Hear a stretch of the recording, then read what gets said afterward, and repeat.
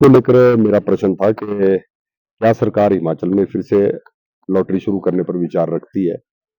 और अगर रखती है तो क्या सरकार ने इसके दुष्प्रभाव जो मजदूरों के ऊपर, युवाओं पर या प्रदेश की जनता पर पड़ेंगे, उस पर कोई आकलन किया गया है? तो सरकार का ये जवाब जो आया है कि हमने एक सब कमेटी गठित की थी और सब कमेटी ने जो है वो रिकमेंड किया है कि लॉटरी शुरू की जाए।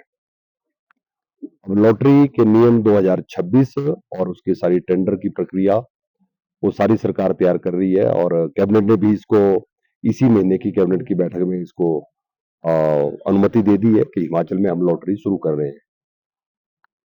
हमने सदन के अंदर भी इस मुद्दे को पहले भी उठाया था कि लॉटरी के बहुत से दुष्प्रभाव रहेंगे और हिमाचल के युवाओं पर इसका बुरा असर पड़ेगा।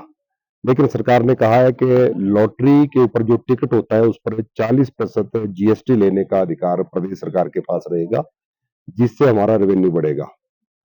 और आय के साधन को लेकर प्रदेश के जनता के साथ, प्रदेश के युवाओं के भविष्य के साथ जो है प्रदेश की सरकार खिलवाड़ करने जा रही है। और सरकार ने किसी प्रकार का कोई आकलन नहीं किया कि इसके अच्छे बुरे क्या प्रभाव रहेंगे, मात्र इसी बात को लेकर कि हमारे आय के साधन बढ़ेंगे। और साथ में हवाला दिया गया कि कुछ प्रांतों में पंजाब, केरला, महाराष्ट्र ऐसे कुछ प्रांतों का जिक्र किया है कि वहां पर ऑलरेडी लॉटरी चलती है। लेकिन उन प्रदेशों की और हिमाचल जैसे प्रदेश की परिस्थितियां भिन्न हैं और मुझे लगता है कि सरकार को इसको इसके ऊपर पुनर्विचार करना चाहिए। अगर आप लॉटरी शुरू करेंगे, इससे आय के साधन तो आपके थोड़े बढ़ेंगे, लेकिन इससे युवाओं के भविष्य के साथ ये खिलवाड़ होगा, जिसके कारण से हिमाचल जैसे शांति प्रिय देवभूमि में जो है लॉटरी शुरू होने से नुकसान होगा।